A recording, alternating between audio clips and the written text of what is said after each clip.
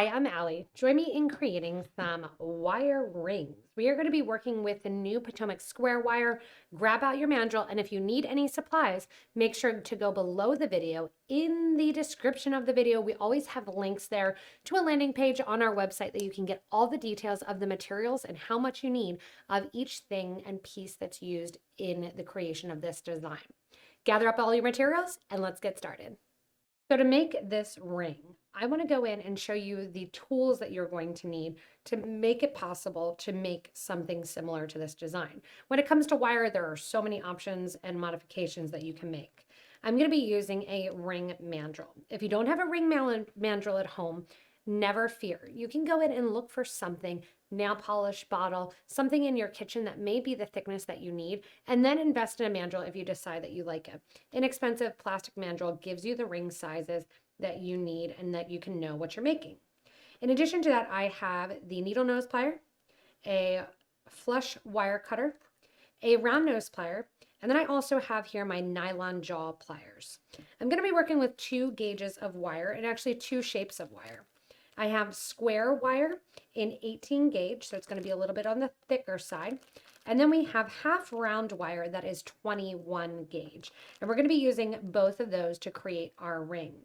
I also have here a crystal bicone in 6mm. We're going to use crystal color, or you can use a topaz or a choice of multiple types of beads. Again, you really can make a lot of variety. So once you have all these materials, we're going to get ready with our wire cutter to cut a bunch of pieces first of our 18 square. So to get started, the first thing that I've done is used my ruler and I've cut 5 pieces of 5 inches of my 18 gauge square. If you have a bigger ring, say you aren't going to, I'm going to make about a size 6 ring, a little bit on the smaller size. If you want a 7, go ahead and add an extra inch. If you want an 8, add an extra inch. 9, add an extra inch. It's always better to have more wire than not enough. Here's where your nylon jaw wire comes in handy. It's used to straighten out your wire. So we want to get it nice and flat, each piece here. We will be bending it and curving it obviously into a ring form, so it doesn't need to be completely straight, but I just want it that it's fairly straight because we're going to use our 21 gauge half round wire to bind the 5 pieces together.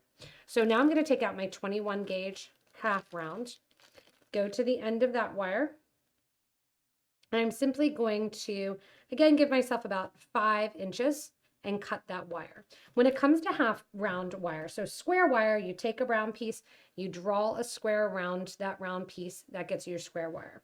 When it comes to half round, if this was your wire here, you would cut it in half, and that's how you get half round. It's literally half a piece of round wire. So you're going to have one side that's a little bit shinier and one side that's a little bit duller. The side that's a little bit shinier is actually the bottom generally.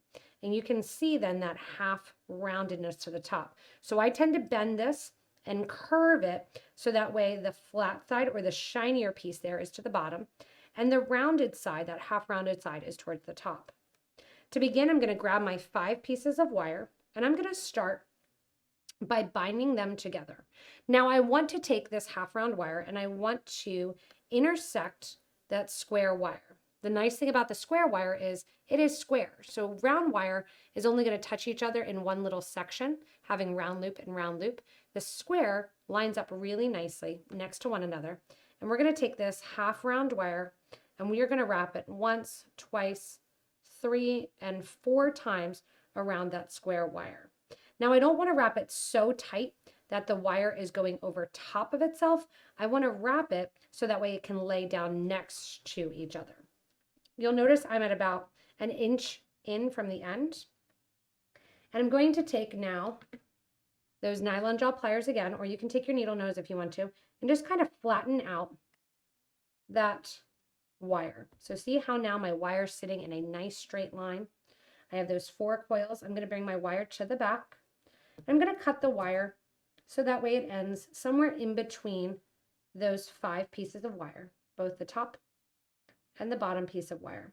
Generally speaking, if it ends right around wire number 3 in the middle, that's great because then it does not go in and scratch on your ring finger.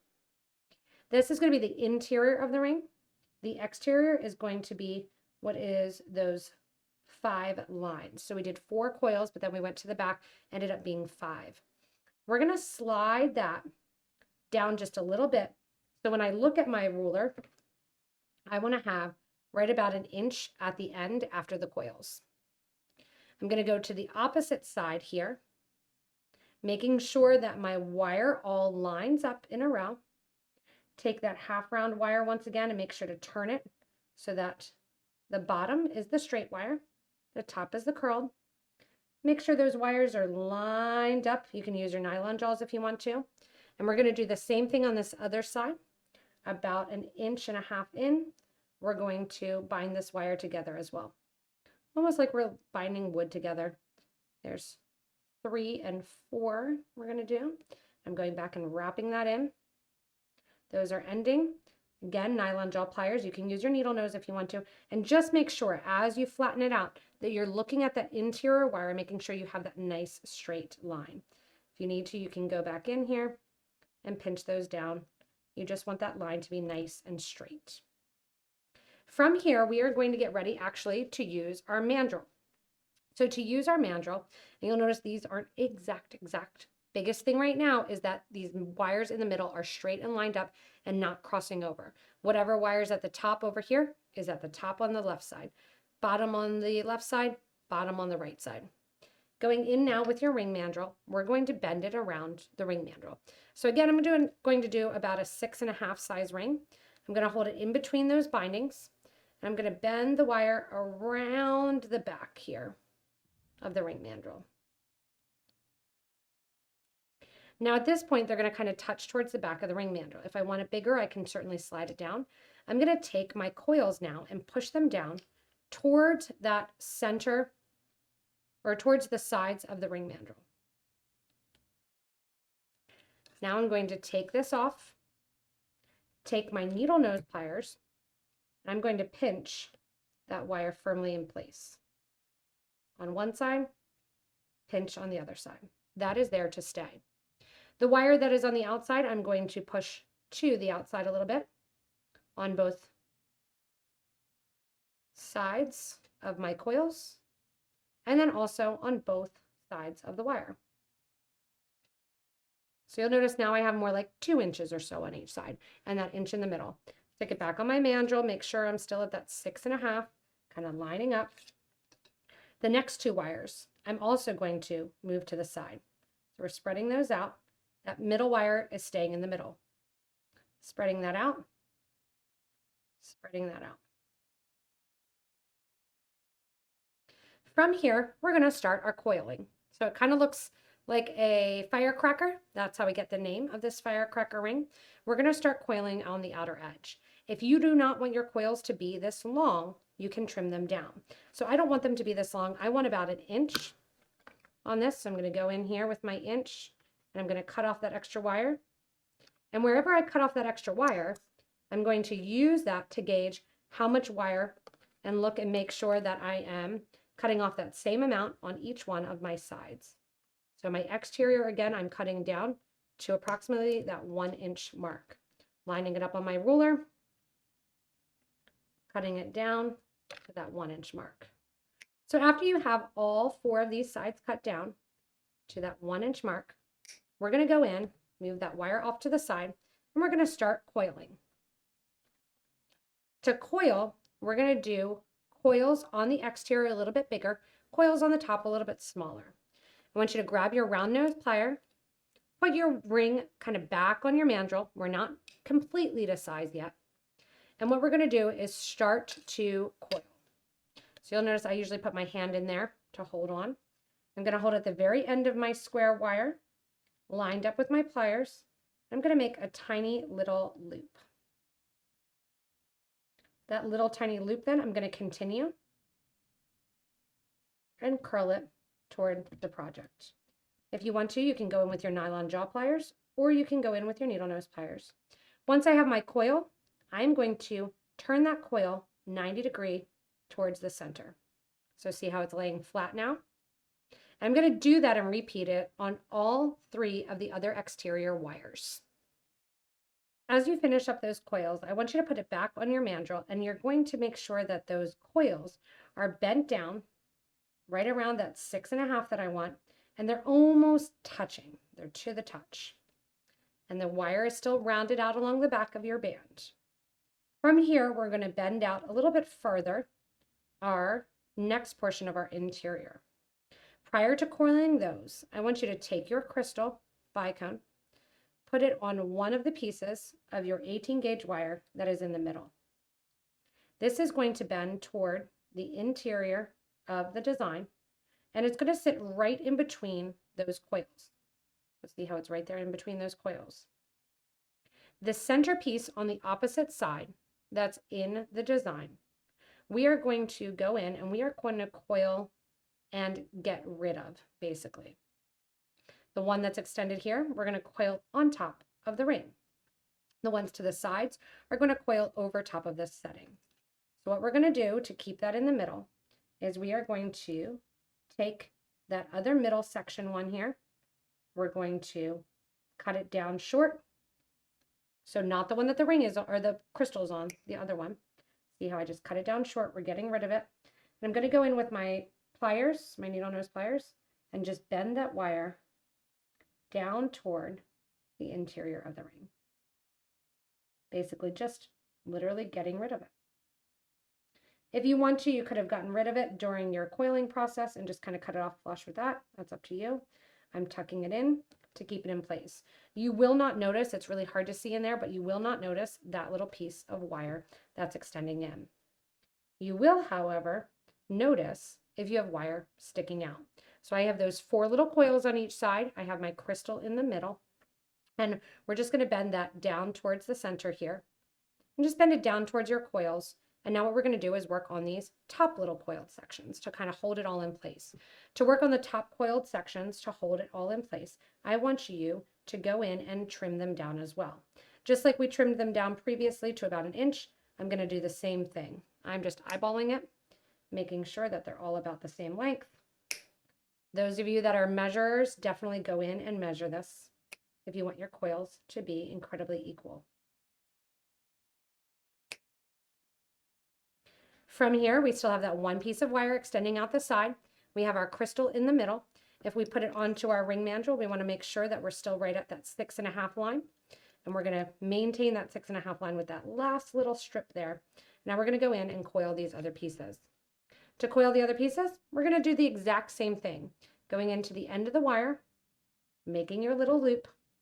And if you notice that the wire starts to pull through here, you can do this while it's on your mandrel. Making that wire loop as tiny as you can, and then going in here and coiling it further. I'm going to coil all of these pieces of wire that are still remaining into that little flourish design, into that little coil design. And this little coil design is going to sit right on top of and in front of the previous one. So right there's one, and I have 3 more to go. At this point, you're finished with your coils, and you want to put your ring back on and make sure it's still to the size that you want it to be. You can use the center piece, which is why we kept it out, as a great way to kind of pull the piece into the exact size that you want with that crystal in the middle. The wires also, even though it's a brass or a non-tarnished gold wire, you can bend it a fair amount while it's on the ring mandrel. You see my left hand is pinching the wire as my right hand is kind of manipulating the top of the ring. From here, I want this bead to stay on there, but I don't really want to see much of the wire at all, but I don't want to get it pulled up by any clothing or anything like that. So we're going to make just a pretty little flourish that is going to get basically tucked underneath. I'm going to cut the wire down till the coils, grab my little wire right here, and once again, just do that tiny little turnover into that little loop at the end here. We're going to make sure that gets tucked underneath the design. Taking this off, pulling that down a little bit lower. But the nice thing is, as you wear this design, it will get a little bit stiffer and you'll have it be a little bit more to fit. But as you wear this design, it is actually stretchable. So it does not have the sides that are coiled to one another. And you have that nice bright loops on the side to get that nice wire working band of this firecracker ring. Just showing also as you look at these rings, another alternative for you is to put that crystal right in the middle, have fun doing those swirls, and then go in if you want to, and completely leave out that center wire, that fifth wire, have it nice and opened. Or you can even take a fun bead, like a new one from our ornamental carved collection, and take your thinner gauge wire and wire wrap it right to the top, or even bend up your prongs a little bit so that way it holds in with that bead as well. So you can have fun decorating and doing a lot of modifications to the tops of these rings. The spirals are just a really great starting spot. Thanks so much for joining me in making these fun firecracker rings with those wires kind of going everywhere. It's a really great way to create your band and then work your magic with whatever beads you want. Even if you want to put a bead on every end of that wire and have it be really crazy and kind of going out. As always, if you need any materials, go ahead and look below the video in the description to shop with us online. You can also always comment and let us know helpful hints, tricks, or tips that you can share with other community members, as well as ask questions that we're happy to engage in. We're excited to bring you new shapes of Potomac wires, and I hope you have fun creating with them. As always, stay tuned for our next inspirational design.